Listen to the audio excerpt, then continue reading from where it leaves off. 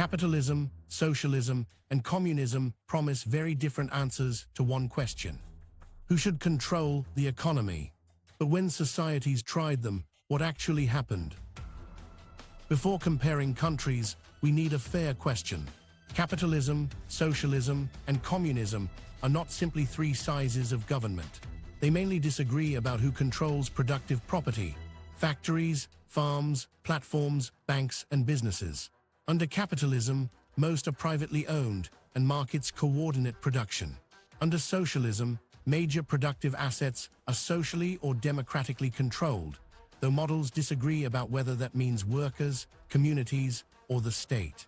Communism, in Marxist theory, is the proposed final classless society based on common ownership, eventually without money or a state. No large, modern society perfectly matches any textbook model, so evidence can show what institutions produced, not prove that one label caused everything. Capitalism's central advantage is decentralized information. Millions of buyers communicate what they want through prices. Entrepreneurs can test ideas without asking a national planner. Investors move money toward opportunities, and competition rewards firms that satisfy customers efficiently. This has accompanied extraordinary innovation, productivity, and rising material living standards. The United States became a center of mass production, computing, medicine, and consumer technology through predominantly private enterprise. But markets do not reward social value automatically. They reward purchasing power. A life-saving medicine can be unaffordable, pollution can be pushed onto everyone else, and a profitable company can still pay workers poorly. Markets are powerful coordination tools, not moral decision makers. Private ownership also concentrates wealth because owners receive profits and asset gains. Successful firms can become monopolies, weakening the competition capitalism depends upon. Financial systems can amplify booms into crashes, as in 1929 and 2008. Workers can lose jobs because demand falls, technology changes, or a distant investor restructures a company. Capitalist democracies responded by creating antitrust laws, central banks, labor protections, social insurance, and environmental rules. Those reforms did not abolish capitalism. They changed its boundaries. The evidence is not that unregulated markets always fail or that regulation always works. It is that capitalist economies repeatedly build public institutions to manage risks markets create or leave unresolved. Sweden, Denmark, Norway, and Finland are often called socialist in American arguments. Their economies are more accurately described as capitalist mixed economies with large welfare states. Most businesses remain privately owned. They trade globally, protect property rights, and use competitive markets. What differs is the social contract. Strong unions, coordinated bargaining, high taxes, universal services, and generous insurance against unemployment, illness, and poverty. OECD evidence shows Nordic tax and benefit systems reduce inequality more than those of many peers. They also create trade-offs. High taxation can weaken some work or investment incentives, and generous systems require high employment and administrative capacity. The Nordic lesson is not that capitalism disappeared. Markets produced income, while democratic government redistributed more of it and provided services collectively. Socialism covers competing traditions. State socialism places major industries under government ownership. Democratic socialism seeks social ownership through democratic institutions. Market socialism combines socially owned firms with market prices. Worker cooperatives give employees voting rights and a share of surplus. This matters because a public hospital, a worker-owned factory, and a ministry controlling every shop are not the same institution. The common idea is shifting economic power away from a separate class of private owners. Supporters argue that people affected by workplace decisions should help make them, and that essential services should follow need rather than profit. Critics ask whether collective owners can raise capital, take difficult decisions, innovate quickly, and prevent political managers from becoming a new elite. Mondragon, founded in Spain's Basque Country, shows that worker ownership can operate at substantial scale inside a market economy. Its network includes industrial, retail, finance, and educational cooperatives. Many worker members elect governing bodies, share profits, and accept narrower pay differences than conventional corporations. The network has mechanisms to move workers and support employment when one cooperative struggles. Research has examined its long employment record and resilience. But Mondragon is not a miniature communist country. It competes in global markets, uses professional management, employs some workers who are not members, and one major cooperative, Fagor Electrodomésticos, failed in 2013. Its evidence is narrower but valuable. Democratic ownership can function, yet it does not eliminate competition, financial pressure, or failure. The Soviet Union replaced most private ownership with state ownership and central planning. The system mobilized resources for rapid industrialization, electrification, heavy industry, education, and military production. It helped transform a largely agrarian country into a superpower. But planners had to coordinate enormous quantities of information without flexible market prices. Factories were rewarded for meeting numerical targets, encouraging waste, poor quality, and distorted output. A nail factory measured by weight might make nails too heavy, measured by number too small. Consumer shortages and queues became persistent.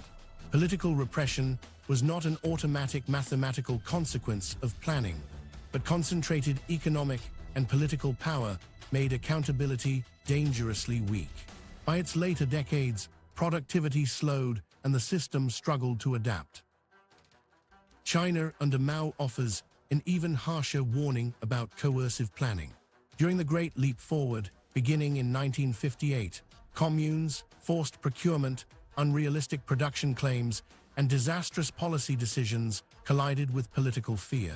Local officials exaggerated harvests, the state took grain based on false numbers, and people could not safely report failure. A massive famine followed, causing tens of millions of excess deaths according to many scholarly estimates, though exact totals remain debated. This was not merely a shortage caused by bad weather. Institutions punished truthful information and blocked correction. The case shows why economic outcomes cannot be separated from political freedom. When leaders monopolize power, a policy error can continue after its human cost becomes enormous. After 1978, China gradually allowed household farming, market prices, private and foreign enterprise, and local experimentation while retaining Communist Party rule and major state-owned firms. World Bank accounts emphasize that market-oriented reforms expanded opportunity and powered sustained growth. Hundreds of millions escaped extreme poverty over the following decades, one of history's largest development transformations. Yet calling the result simply capitalism misses the state's control over land, finance, strategic industries, and politics. Calling it classical communism misses extensive private business, profit, wages, and markets. China's experience suggests that incentives and decentralized experimentation mattered enormously. It also demonstrates a hybrid can deliver growth while preserving authoritarian power, censorship, inequality, and substantial state direction.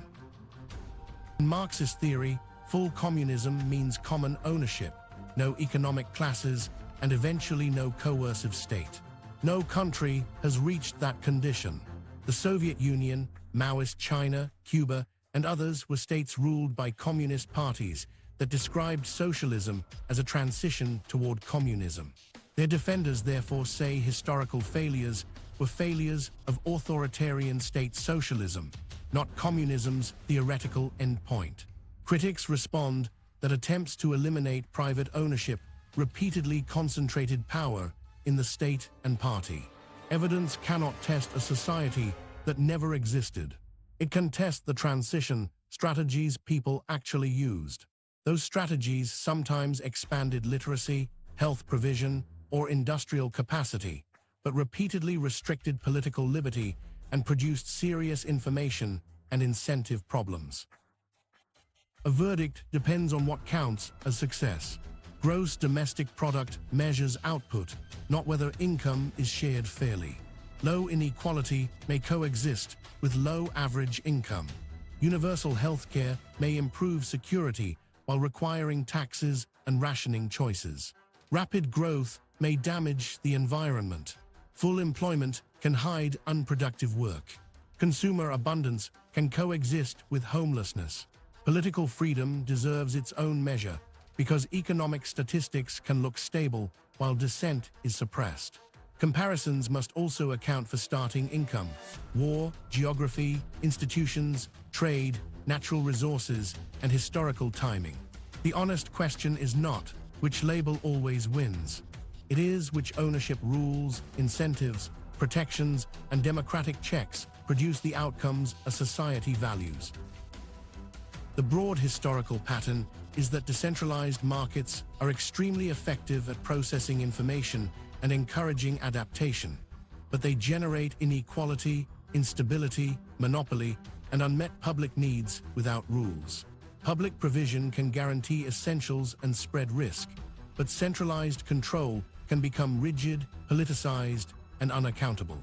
Cooperative ownership can democratize workplaces, yet must still solve finance, management, and competition. That is why most successful modern economies are mixtures. Private firms, public infrastructure, regulation, welfare systems, unions, cooperatives, and democratic oversight in different proportions.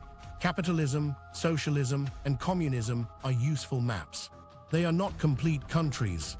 What actually happens depends less on the slogan and more on the institutions, incentives, freedoms, and checks built underneath it. If you enjoyed this evidence-led explanation, please like and subscribe to Annie Stories for more detailed stories.